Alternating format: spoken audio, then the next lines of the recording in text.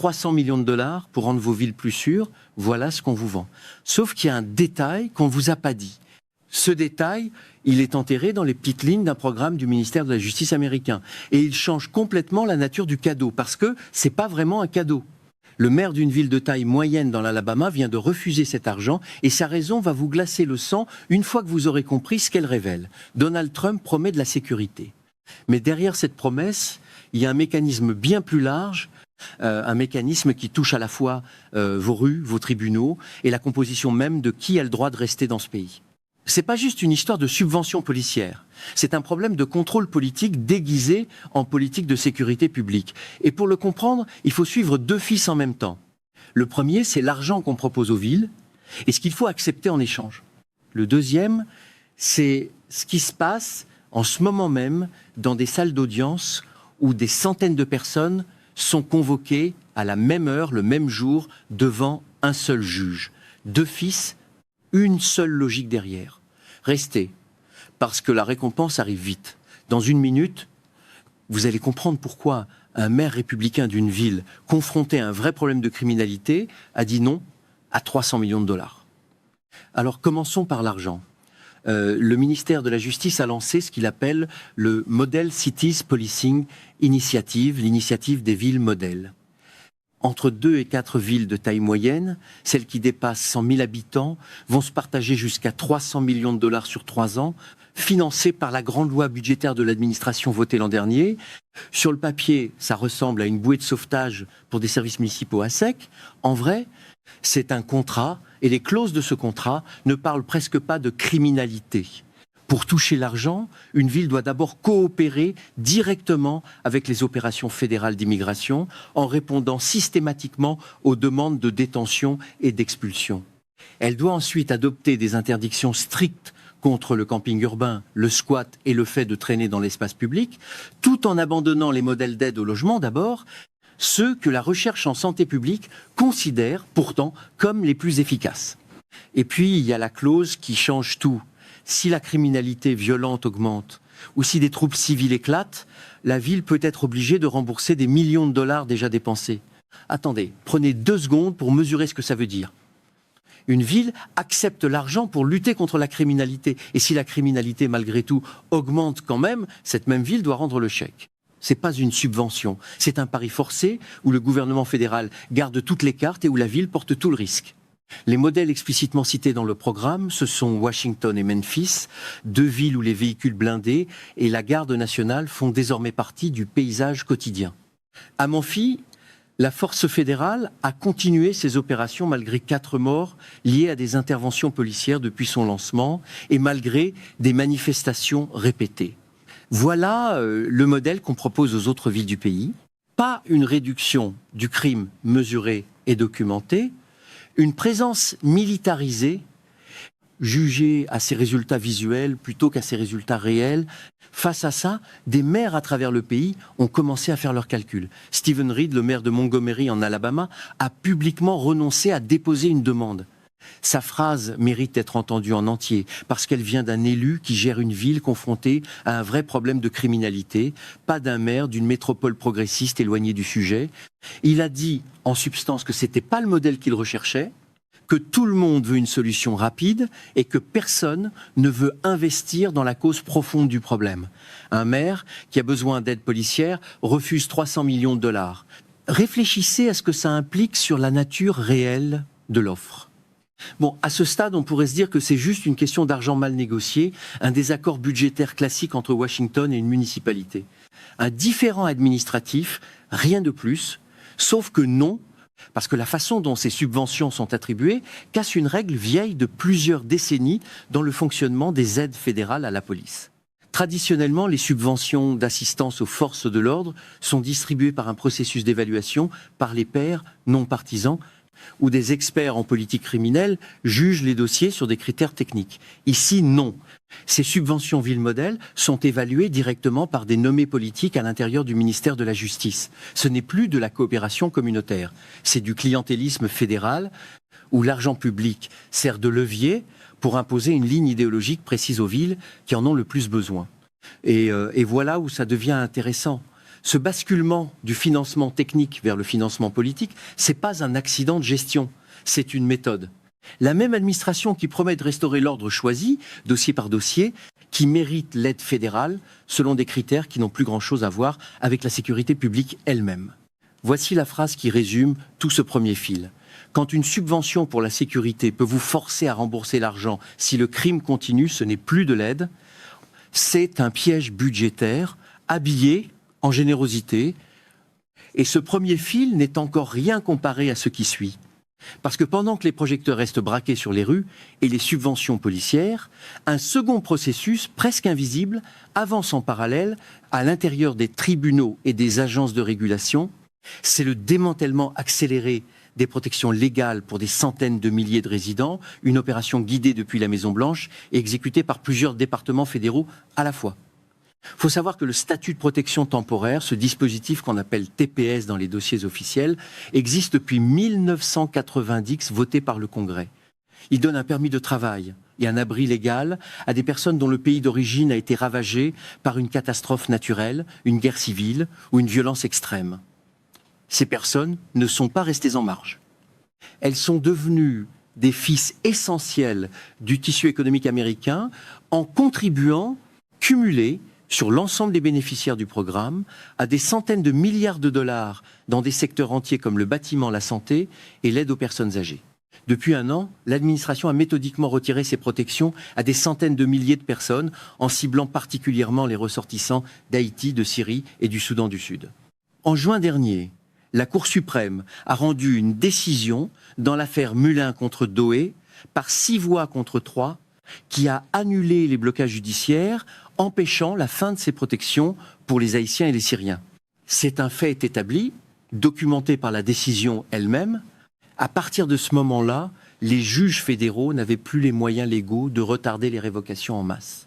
La réalité humaine de cette manœuvre juridique a été résumée sans détour par le secrétaire à la sécurité intérieure, Mark Wayne Mullin, qui a déclaré sur une chaîne d'information nationale que ces personnes pouvaient soit partir d'elles-mêmes, soit se faire arrêter et renvoyer de force. C'est aussi simple que ça, selon ses propres mots.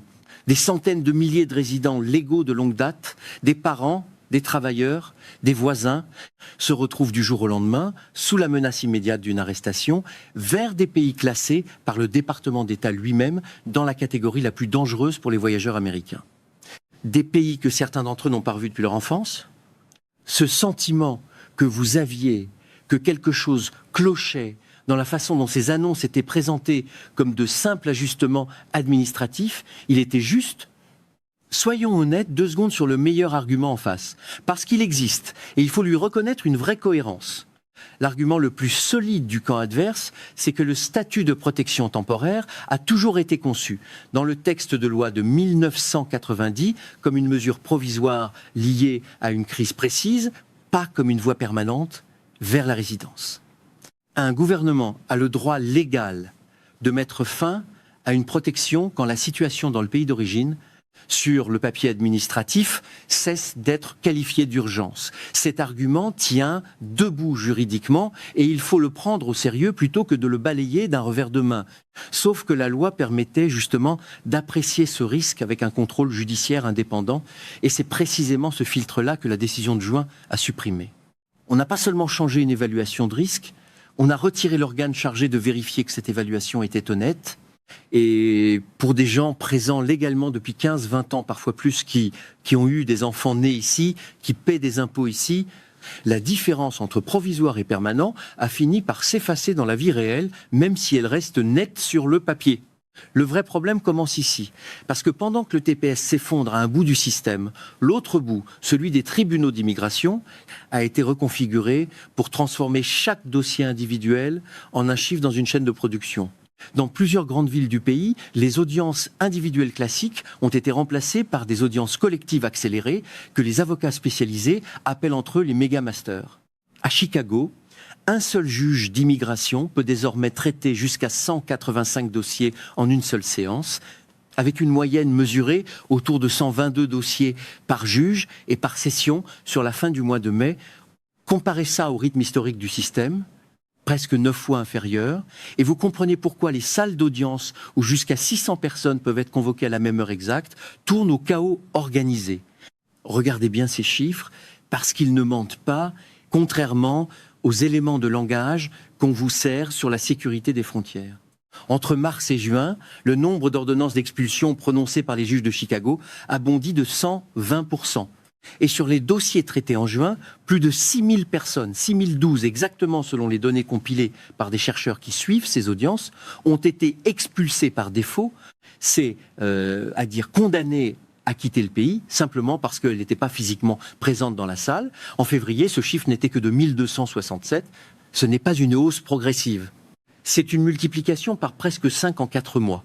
Et voilà le détail qui devrait vous mettre vraiment en colère. Le délai de préavis médian avant une audience est tombé à 34 jours en juin, contre plus de 200 jours au printemps. Sur les dossiers programmés fin mai, à peine un quart des personnes convoquées avaient un avocat. Beaucoup de gens n'ont jamais reçu la notification que leur date d'audience avait été avancée de plusieurs mois, parfois de plusieurs années. D'autres avaient tout simplement trop peur de franchir la porte d'un tribunal fédéral après une série d'arrestations très médiatisées effectuées directement devant des salles d'audience. Vous voyez le problème ? Quand la vitesse administrative remplace la procédure régulière, les erreurs tragiques ne sont plus des accidents, elles deviennent statistiquement inévitables. Cette course à l'expulsion la plus rapide possible a déjà produit des expulsions par erreur documentée, des révocations de statut totalement illégales et des morts en marge d'intervention d'agents fédéraux, y compris des personnes titulaires de visas touristiques parfaitement valides. Il ne faut jamais vendre la peau de l'ours avant de l'avoir tué, et pourtant c'est exactement ce que ce système fait à grande échelle. Il prononce la sentence avant même d'avoir vérifié qui se trouvait réellement devant lui. C'est même pas le plus gros morceau de cette histoire, parce qu'au-delà de ces chiffres, l'administration a cherché à réactiver de vieux mécanismes juridiques, endormis depuis des décennies, qui permettent de contourner entièrement certaines garanties constitutionnelles. Des juristes spécialisés en droit constitutionnel ont averti que ce mouvement menace, à terme, le principe même de procédure régulière pour toute personne se trouvant sur le sol américain, pas seulement pour les personnes sans papier. Ce n'est plus une question d'immigration, c'est une question de savoir si un gouvernement fédéral peut décider unilatéralement de qui a encore droit à un procès équitable. Le problème, c'était pas l'absence de réponse de l'administration face à la criminalité urbaine. C'était la question qu'elle posait depuis le début, une question de contrôle démographique déguisée en question de sécurité. Il ne peut pas s'agir que d'une coïncidence si les trois mécanismes suivent exactement la même trajectoire au même moment. La pression financière qui pousse les villes à adopter un maintien de l'ordre militarisé, la suppression du statut légal pour des centaines de milliers de personnes issues très majoritairement de pays non blancs, et l'effondrement méthodique de la procédure judiciaire censée protéger tout le monde, y compris les citoyens américains eux-mêmes. Mis bout à bout, ces trois mouvements dessinent un schéma bien plus cohérent qu'une simple série de coïncidences administratives. Que les grandes chaînes conservatrices n'en parlent presque jamais comme d'un ensemble cohérent, ce n'est plus vraiment un hasard. D'après Fox News, une chaîne connue pour sa proximité éditoriale avec cette administration, ces mesures sont présentées séparément comme des initiatives isolées de sécurité publique, jamais comme les trois faces d'une même stratégie. En restant sur les résumés de 30 secondes de ce type de couverture, cette structure d'ensemble, vous ne la voyez tout simplement jamais. Revenez avec moi à la question du départ.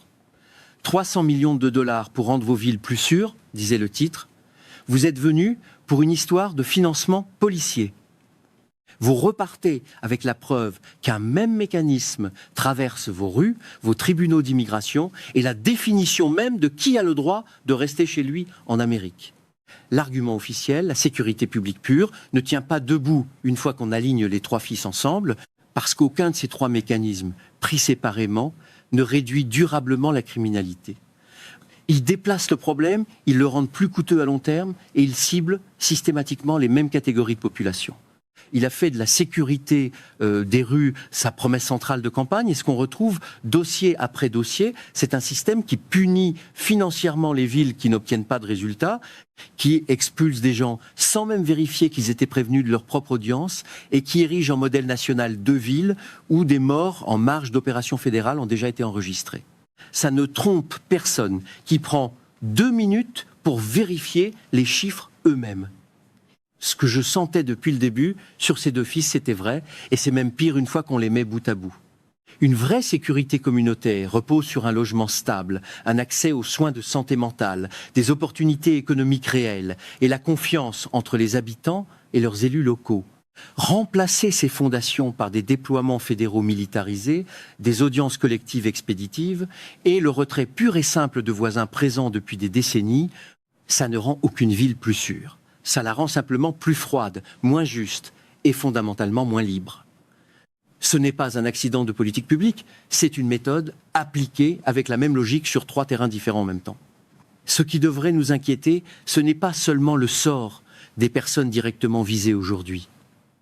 C'est la question de savoir jusqu'où ce même mécanisme de contournement judiciaire peut s'étendre une fois que le principe a été normalisé sur une population jugée politiquement plus facile à cibler en premier, et rien ne dit que ça s'arrête là. Pendant que cette question reste sans réponse claire de la part de l'administration, ce sont des familles, des employés d'hôpitaux, des ouvriers du bâtiment, des gens qui vivent d'ici depuis des années, qui absorbent le coût réel de cette stratégie, pendant que les porte-paroles officiels continuent, eux, de parler de sécurité publique comme si rien de tout ça n'était lié. Vous voulez savoir ce qui se passe quand un 4e mécanisme de ce type se met en place ailleurs dans le pays? Restez avec moi pour la suite de cette histoire et abonnez-vous à la chaîne pour ne pas la manquer.